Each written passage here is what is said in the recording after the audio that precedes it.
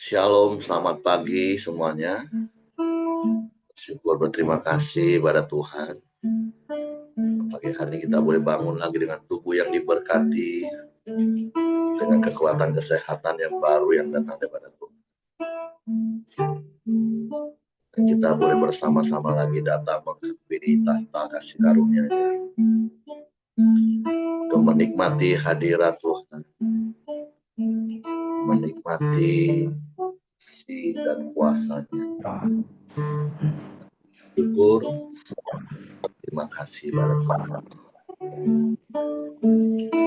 Bapa, kami bersyukur, kami berterima kasih kepadamu pagi hari ini. Terima kasih buat sepanjang malam tidur nyenyak yang kau beri bagi kami. Dan pagi hari ini kami boleh bangun dengan tubuh yang diberkati, dengan kekuatan kesehatan yang baru yang datang daripada Tuhan. Bersyukur kami boleh datang menghampiri tahta kasih karunia-Mu, menikmati hadirat-Mu, menikmati kasih dan kuasa. Sebab itulah saat yang terindah dalam hidup.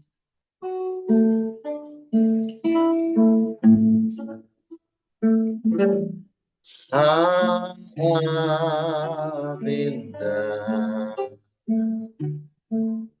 ku berhadapan denganmu,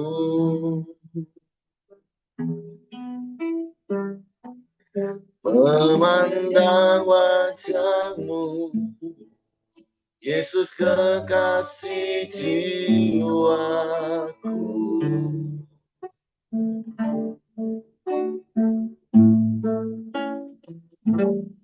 Bawa daku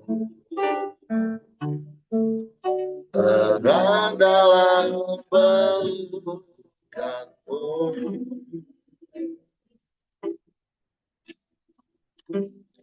menikmati kasih dan indahnya hadirat-Mu.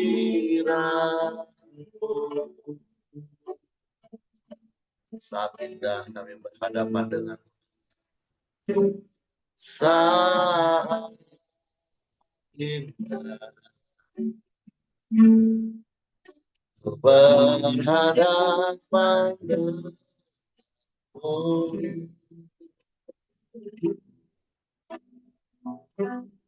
memandang wajah-Mu, Yesus kekasih jiwa.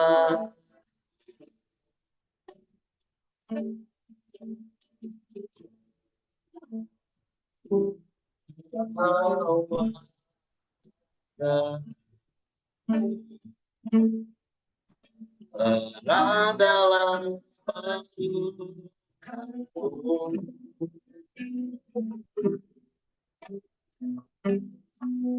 menikmati kasih dan indahnya hadirat-Mu.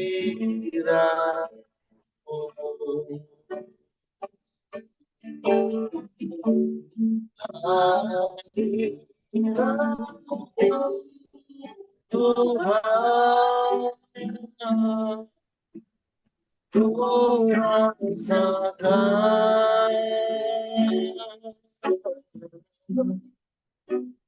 kekudusan-Mu, Bapa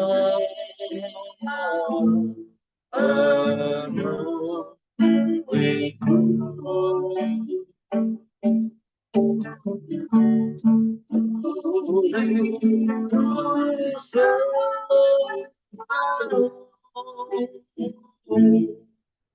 Diam dalam hadirat-Mu, menikmati kasih anugerah-Mu.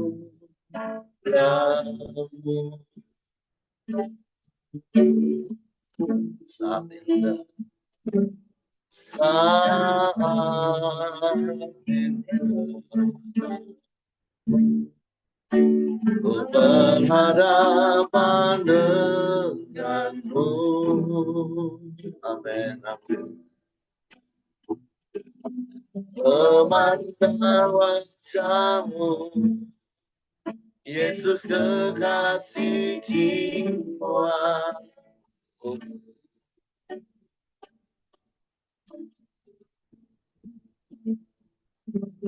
Kau ada dalam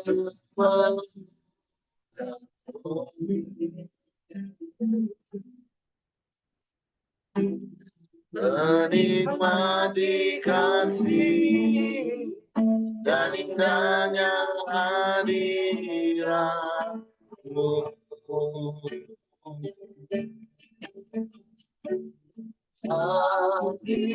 Hadiratmu Tuhan,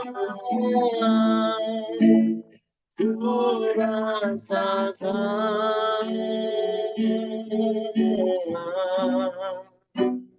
kekudusanmu Bapa,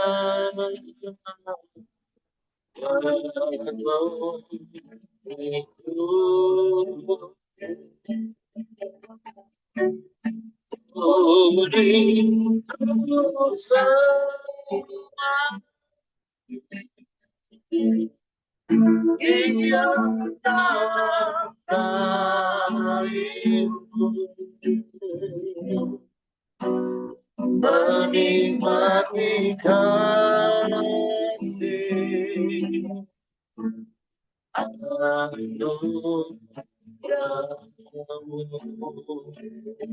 hadiratmu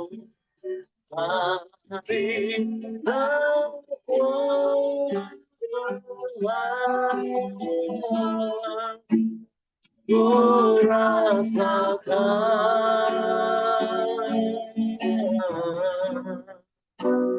kekudusanmu Bapa,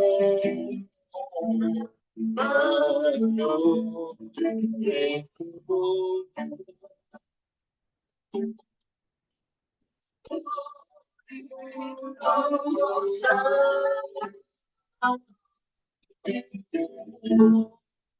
Biarkanlah bajuku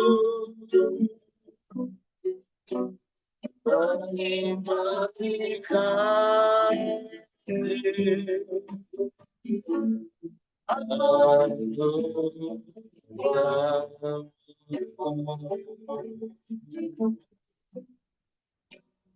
menikmati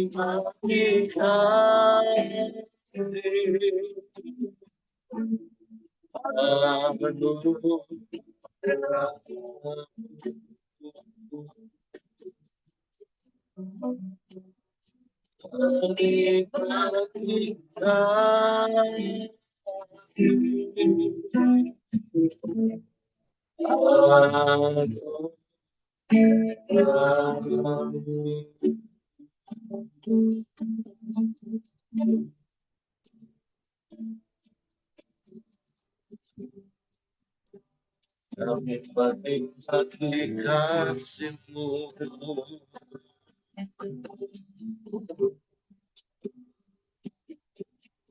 menikmati kuasa-Mu,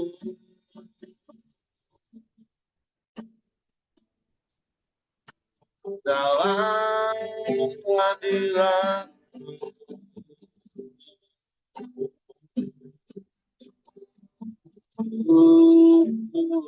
Hadirat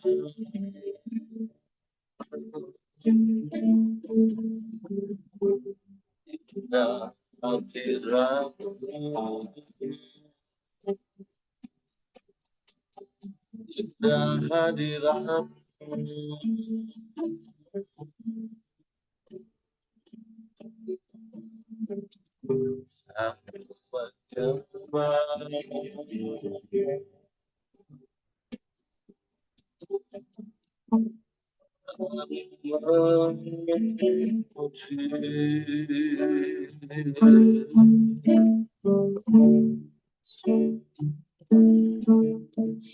Engkau yang layak disembah,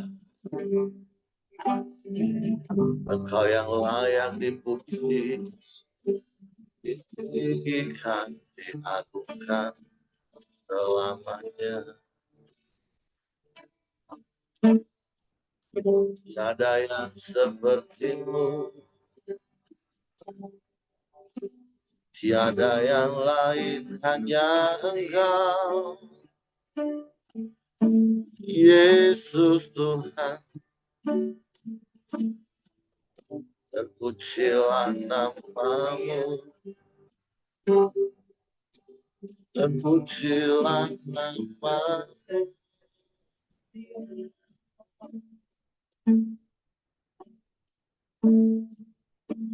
Haleluya, haleluya.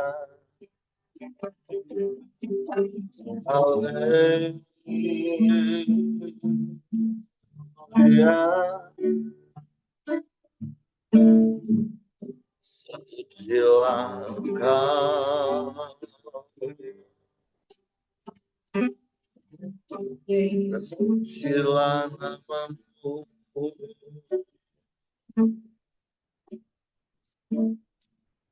Kami sembah, kami sembah,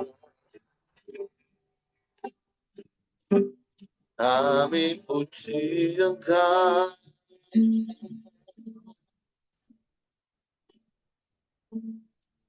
kami muliakan namamu.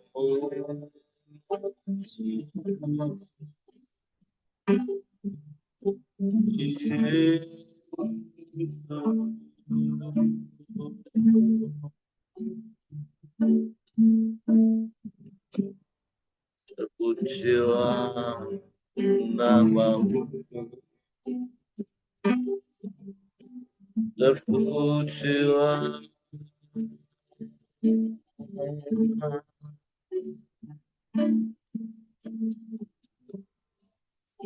Allah yang ajaib, Allah yang dahsyat, Allah yang hebat, Allah yang luar biasa. Tiada yang sepertimu, Allah yang sanggup melakukan segala perkara. Tiada yang mustahil bagimu.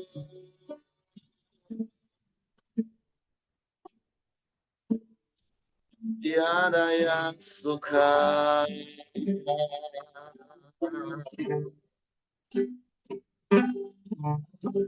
Hanya Engkau.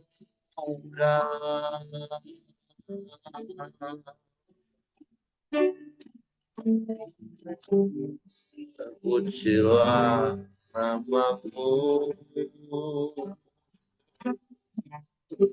terpujilah, terpujilah namamu, Yesus Tuhan. Hanya Engkau satu-satunya, dan tidak ada yang lain. Hanya kepadamu hati kami percaya, hanya kepadamu.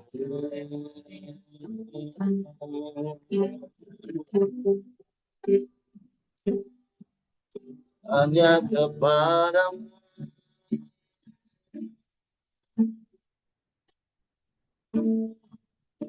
Kami menyembah,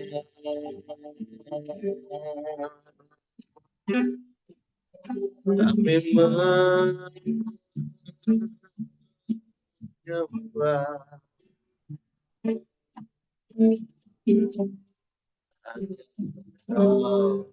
Hanya Engkau, hanya padamu, hanya padamu, hanya kepadamu hati kami percaya,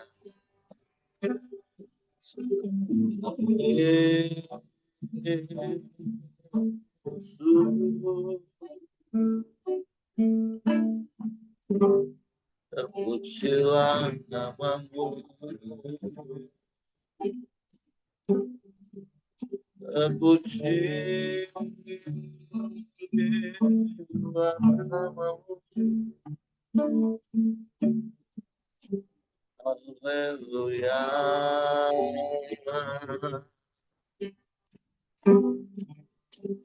Haleluya.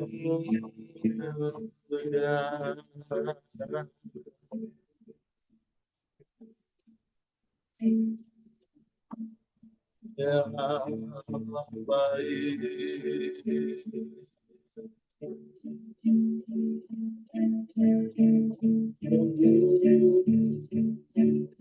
Baik engkau.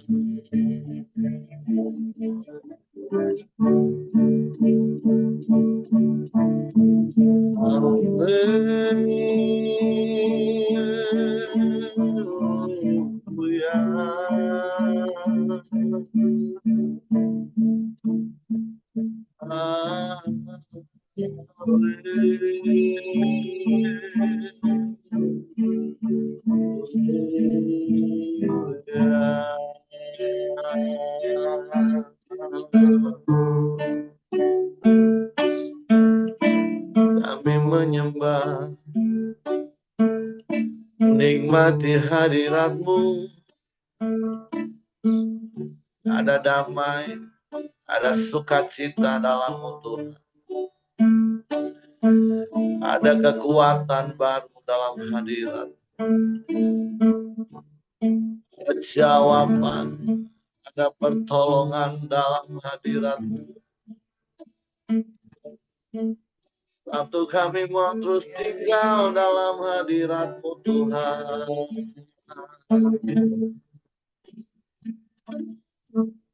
Menikmati kasih-Mu, menikmati kuasa-Mu, menikmati kemurahan-Mu, menikmati kebaikan-Mu. Terima kasih.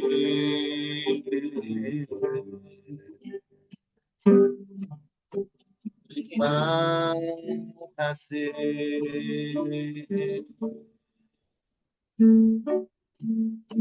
Terpujilah namamu, terpujilah namamu. Haleluya.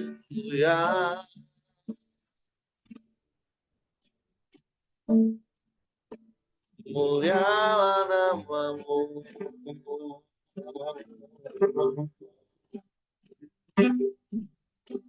Ajaib.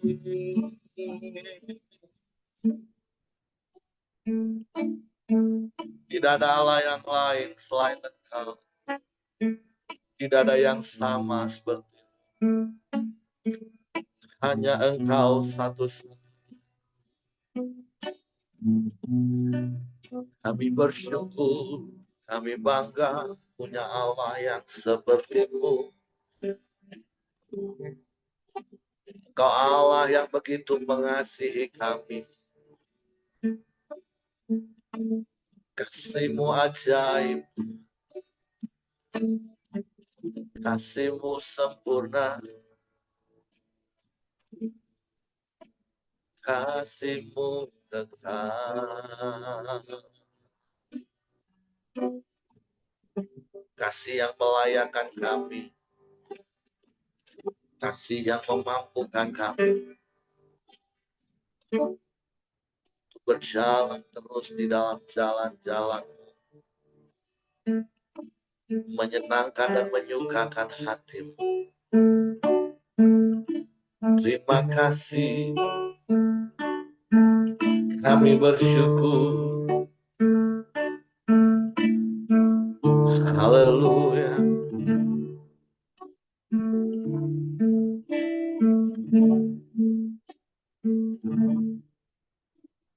Kasih yang sempurna telah Ku terima darimu, bukan karena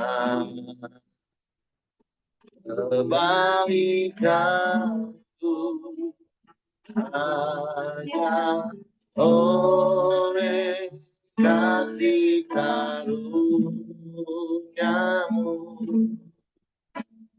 kau pulihkan aku,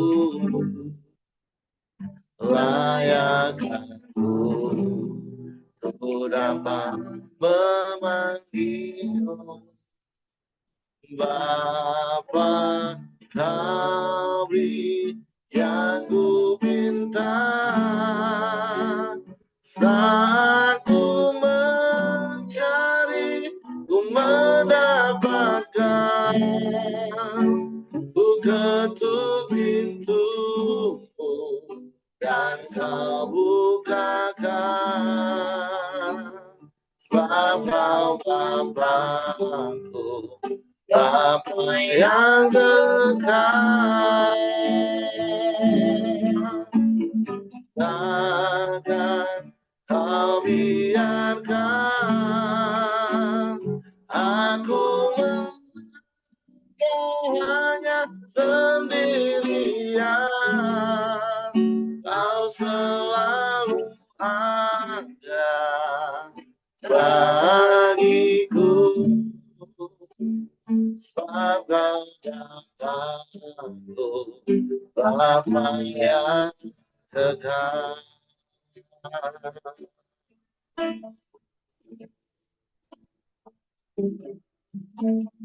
Kasih yang sempurna telah ku terima darimu, bukan karena kebaikanku, hanya oleh kasih karuniamu kau pulihkan aku, layakkanku ku dapat memanggilmu Bapa. Kau beri yang ku minta saat ku mencari, ku mendapatkan. Ku ketuk pintu yang kau bukakan, sebab kau Bapa, Bapa yang dekat. Takkan kau biarkan aku melangkah hanya sendirian. Kau selalu ada bagiku, sebab kau Bapakku, Bapa yang dekat. Tuhan selalu beri kepada kami. Kau beri yang ku pinta saat ku mencari, ku mendapatkan. Ku ketuk pintumu dan kau bukakan, sebab kau Bapakku, Bapa yang dekat. Takkan kau biarkan aku melangkah hanya sendirian. Kau selalu ada bagiku, ya. Kau selalu ada bagiku. bagiku yang kau selalu ada bagiku, sebab kau Bapakku, Bapa yang kekal. Engkau yang selalu ada bersama kami. Engkau yang tidak pernah meninggalkan dan membiarkan kami. Engkau Bapa yang kekal, Engkau Bapa yang baik.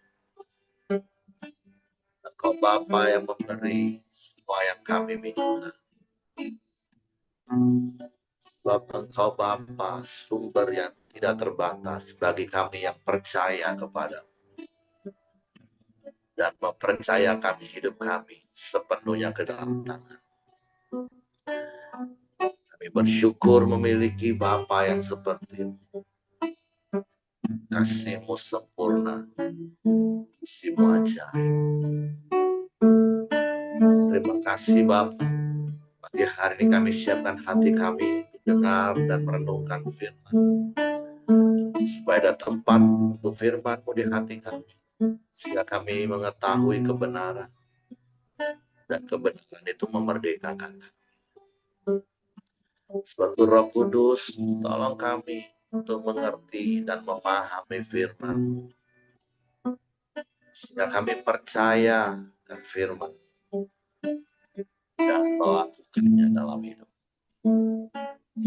Dalam nama Yesus kami sambut firman-Mu. Haleluya, haleluya. Oke, silakan Ko Aheng. Oke, Pak Heri, terima kasih. Pada pagi hari ini kita kembali lagi belajar firman Tuhan, yaitu di Hosea 8 ayat 1 sampai 14. Demikian firman Tuhan saya akan bacakan buat Bapak Ibu semua. Mari kita sama-sama perhatikan dan renungkan firman Tuhan ini. Dengan judul berikutnya, keruntuhan Israel sebagai akibat kedurhakaannya. Tiuplah sangkakala sebagai serangan laksana Raja Wali atas umat Tuhan. Oleh karena mereka telah melangkahi perjanjianku dan telah mendurhaka terhadap pengajaranku. Kepadaku mereka berseru-seru, ya Allahku, kami Israel mengenal Engkau. Israel telah menolak yang baik, biarlah musuh mengejar dia. Mereka telah mengangkat raja, tetapi tanpa persetujuanku. Mereka mengangkat pemuka, tetapi tidak setauku. Dari emas dan peraknya mereka membuat berhala-berhala bagi dirinya sendiri, sehingga mereka dilenyapkan. Aku menolak anak lembumu, hai Samaria, murkaku menyala terhadap mereka, sampai berapa lama tidak dapat disucikan. Orang-orang Israel itu dibuat oleh tukang, dan itu bukan Allah. Sungguh akan menjadi serpi anak lembu Samaria itu. Sebab mereka menabur angin, maka mereka akan menuai puting beliung. Gandum yang belum menguning tidak ada pada mereka. Tumbuh-tumbuhan itu tidak menghasilkan tepung, dan jika memberi hasil, maka orang lain menelannya. Israel sudah ditelan. Sekarang mereka itu ada di antara bangsa-bangsa seperti barang-barang yang tidak disukai orang. Sebab mereka telah pergi ke Asyur, bagaikan keledai hutan yang memincilkan diri. Efraim telah membagi-bagi hadiah cinta.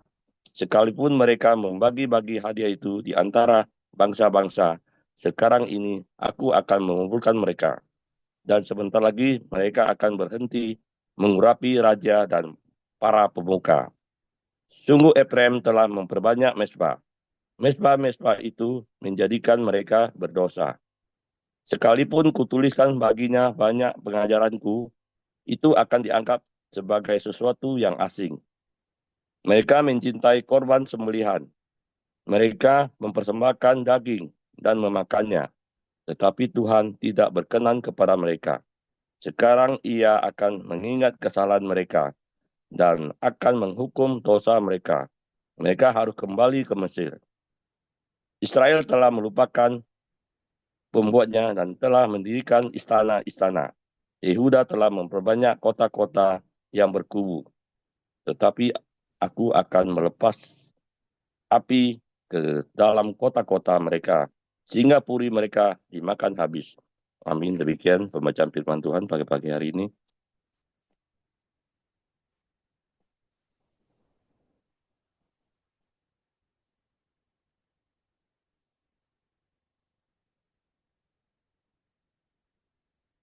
Bapak, Ibu, Saudara yang selalu diberkati oleh Tuhan Yesus. Hari ini kita kembali sama-sama belajar kebenaran firman Tuhan, yaitu di Hosea 8 ayat 1 sampai 14. Seperti kita sudah bahas Hosea pasal 7 kemarin, bahwa bangsa Israel sesungguhnya sudah dikuduskan, sudah dipisahkan, tetapi mereka sengaja mencampurkan diri mereka terhadap bangsa-bangsa asing. Maka di pasal ke-8 ini kembali kita melihat kebiasaan-kebiasaan orang-orang Israel waktu itu. Paling tidak ada dua hal yang saya cermati di pasal ke-8 ini. Ada dua kelompok di antara orang Israel. Kelompok satu adalah mereka terang-terangan menyembah berhala, terang-terangan beribadah kepada dewa-dewa asing, terang-terangan mereka memuja dewanya orang-orang Asyur, bahwa mereka juga kompromi dengan Mesir. Nah, namun juga di antaranya ada juga yang tetap beribadah kepada Allah Israel. Namun mengapa di pasal ke-8 ini persembahan dan ibadah mereka juga ditolak oleh Tuhan? Mungkin kita heran, bukankah kelompok yang satu ini tetap menyembah kepada Allah Israel? Kenapa juga tidak berkenan? Dengan demikian, apabila kita cermati ayat demi ayat, firman Tuhan menunjukkan mereka itu sesungguhnya sepertinya beribadah kepada Tuhan Allah Israel, tetapi ibadah mereka adalah ibadah yang penuh kepalsuan, ibadah yang penuh kepura-puraan, ibadah yang penuh kemunafikan.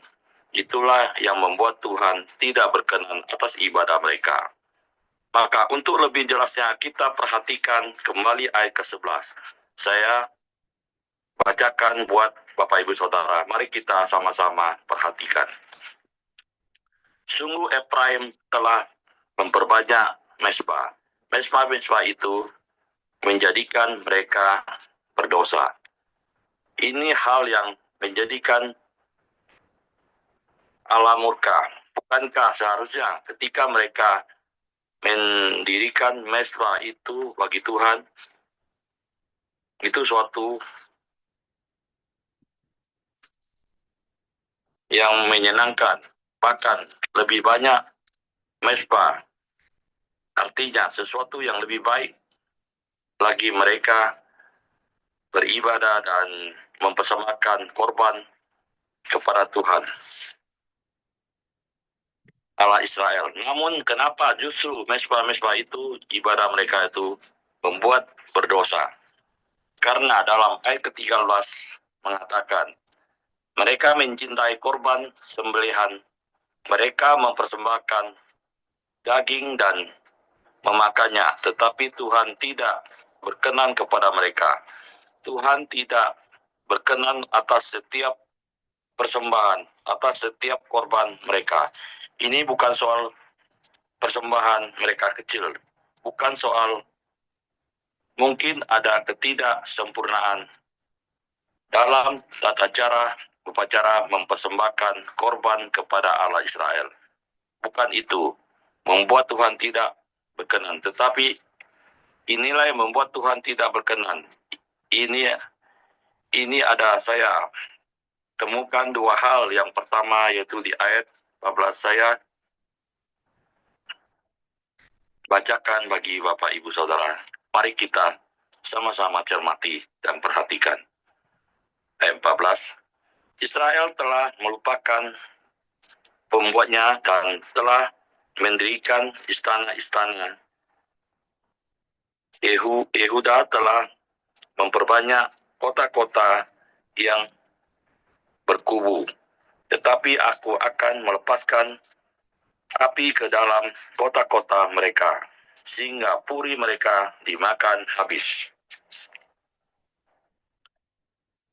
Yang pertama, mereka melupakan Tuhan. Bagaimana mungkin mereka, bukankah beribadah, mereka buat mezbah mempersembahkan korban, tetapi melupakan Tuhan.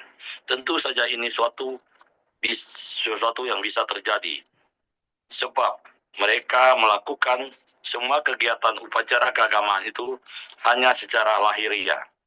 Tetapi hati mereka tidak merespon dengan sungguh-sungguh. Itu sebagaimana Tuhan berkata, bangsa ini memuliakan aku dengan bibirnya, tetapi hatinya menjauh daripadaku. Hal yang sama juga bisa terjadi pada kita. Kita masih menjadi orang Kristen. Setiap hari Minggu, bahkan kita juga pergi beribadah ke gereja. Namun hal ini juga menimpa kita di saat kita beribadah. Tetapi pada saat yang sama, kita melupakan Tuhan. Kita tidak fokus dalam ibadah kita. Malah kita meremehkan ibadah kita. Kita menganggap ibadah itu hanya kewajiban orang Kristen. Sehingga sekali harus beribadah kepada Tuhan. Padahal hati kita menjauh daripada Tuhan. Mereka beribadah, namun tidak berkenan kepada Tuhan. Maka kita perlu mengkoreksi diri kita. Bagaimana kita beribadah kepada Tuhan? Apakah kita melakukan dengan sungguh-sungguh disertai hati yang penuh kerinduan akan Tuhan? Ketika memuji, ketika kita menyembah Tuhan, apakah kita melakukannya dengan sungguh-sungguh memuji Tuhan Allah kita? Ataukah sesungguhnya mulut kita, bibir kita, itu saja yang mengucapkan kata-kata pujian, hati kita telah menjauh daripada Tuhan. Dan hal yang kedua yang saya dapatkan, apa yang membuat Tuhan tidak berkenan kepada mereka. Hal yang kedua, kita dapat temukan di dalam ayat ke-14. Demikian firman Tuhan saya bacakan buat Bapak Ibu Saudara. Ayat 4. Mereka telah mengangkat raja, tetapi tanpa persetujuanku. Mereka mengangkat pemuka, tetapi dengan tidak setauku. Dari emas dan peraknya, mereka membuat berhala-berhala bagi dirinya sendiri, sehingga mereka dilenyapkan. Jadi kita dapat melihat di sini, sekalipun mereka beribadah, sekalipun mereka tetap berdoa, mempersembahkan korban, tetapi mereka melakukan hal semena-mena, padahal seharusnya mereka mengangkat seorang raja. Itu yang penting, harusnya minta melibatkan petunjuk dari Tuhan. Minta persetujuan dari Tuhan. Tapi rupanya mereka menganggap itu urusan mereka sendiri, tanpa melibatkan Tuhan. Mereka menganggap urusan Tuhan itu hanya di atas mezbah. Urusan Tuhan itu ketika ada di bait Allah. Tapi soal urusan pemerintah, seolah-olah urusan mereka sendiri. Mereka tidak mau melibatkan Tuhan. Inilah yang membuat mereka akhirnya tidak berkenan kepada Tuhan. Kadangkala kita juga membuat hal yang sama. Aplikasi firman Tuhan pada pagi hari ini. Yang pertama, tetap fokus kepada Tuhan. Yang kedua, libatkan Tuhan dalam segala hal. Ketiga, tetap andalkan Tuhan dalam setiap musim hidup kita. Yang keempat, melakukan firman Tuhan sebagai gaya hidup dengan respon yang benar. Demikian firman Tuhan, selanjutnya saya serahkan ke Bapak Heri untuk melengkapinya. Terima kasih, Tuhan Yesus memberkati kita semua. Amin. Oke, terima kasih untuk Ko Aheng. Jadi hari ini sekali lagi, ya seperti apa yang Ko Aheng sampaikan di poin terakhir, mari hidup kita tetap berfokus kepada Tuhan, melibatkan Tuhan di dalam seluruh aspek hidup kita, karena sungguh Tuhanlah yang menjadi segala-galanya dalam hidup kita. Jangan sampai hidup kita seperti bangsa Israel yang digambarkan oleh Nabi Hosea di dalam pasal ini. Artinya mereka sih mengakunya umat Tuhan, tapi mereka melakukan bukan kehendak Tuhan, tapi kehendakku sendiri. Jadi sama seperti dulu sering dengar kadang banyak pria-pria ngomong sama pasangannya, sama istrinya. Boleh, kasihlah pendapatmu, tapi ujung-ujungnya kehendak dia itulah yang jadi. Nah, jadi tentulah hal ini yang juga menjadi peringatan bagi kita pagi hari ini.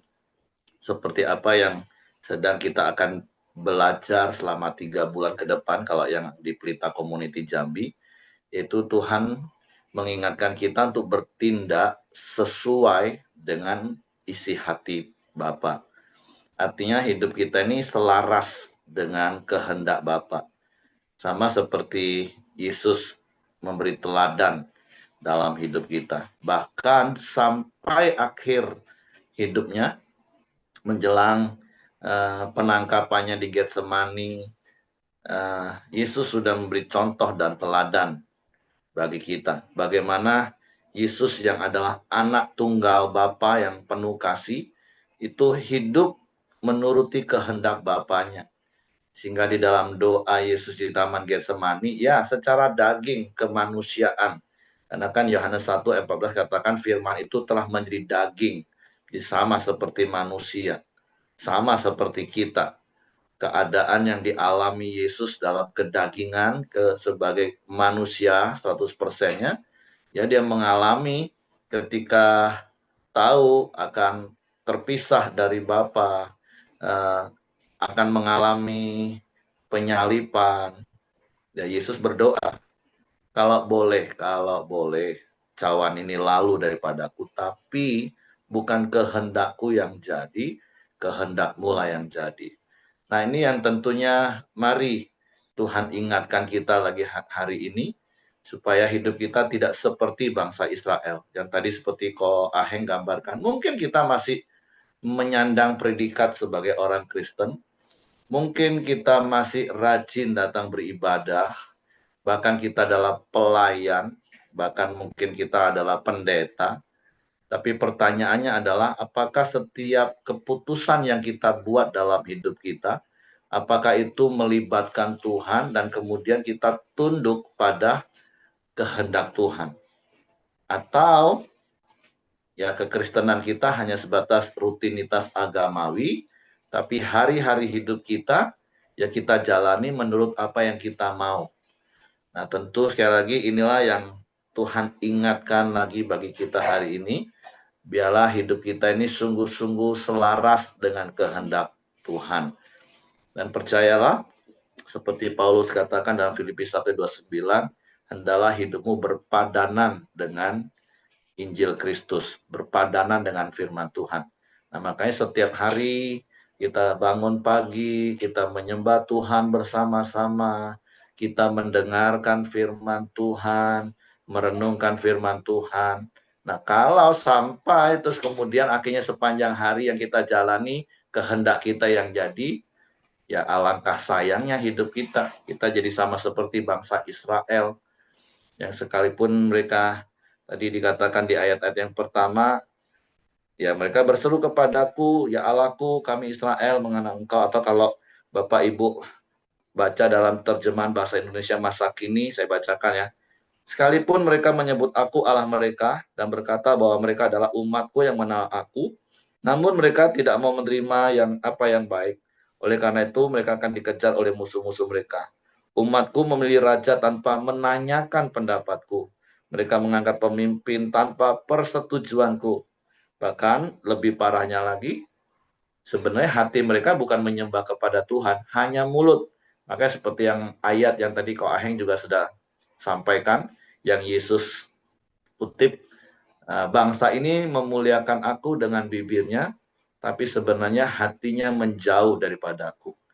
Nah, tentu sekali lagi ini menjadi peringatan bagi kita untuk kita cek hati kita hari ini.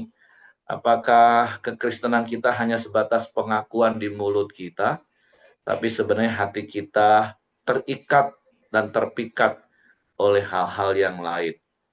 Jadi mari hari-hari ini, seperti yang berkali-kali saya juga selalu katakan dan ingatkan, jangan sampai ketika nanti Yesus datang kali yang kedua, dia tidak mendapati iman itu dalam hidup kita. Walaupun, sekali lagi, walaupun sepertinya kita tetap jadi orang Kristen. Nah, sekali lagi berkali-kali hari-hari ini saya sedang mengajar, kekristenan itu bukan agama. Kekristenan itu sebuah kehidupan. Dan ciri-ciri kehidupan itu adalah pertumbuhan di dalamnya. Bertumbuh apa? Petrus katakan, hendaklah engkau bertumbuh di dalam pengenalan akan Tuhan. Sehingga setiap yang kita lakukan di dalam kekristenan kita, itu bukan sebagai aturan yang mati. Tetapi apa yang kita lakukan, itu karena apa yang kita fahami, dan kita percayai, dan kita lakukan itu sebagai bentuk kasih kita kepada Tuhan. Nah, itulah kekristenan sejati sesungguhnya. Sehingga kita bukan orang yang diatur oleh peraturan-peraturan. Seperti Paulus katakan, ya tulisan-tulisan ini tulisan yang mati. Tapi roh itu yang menghidupkan. Artinya kekristenan kita ketika kita taat melakukan firman, itu karena kita memahami firman. Karena kita percaya itu firman. Dan kita tahu itu kehendak Bapa kita. Dan kita lakukannya karena kasih. Bukan karena peraturan, hukum, bukan. Tapi karena kasih kita kepada Tuhan.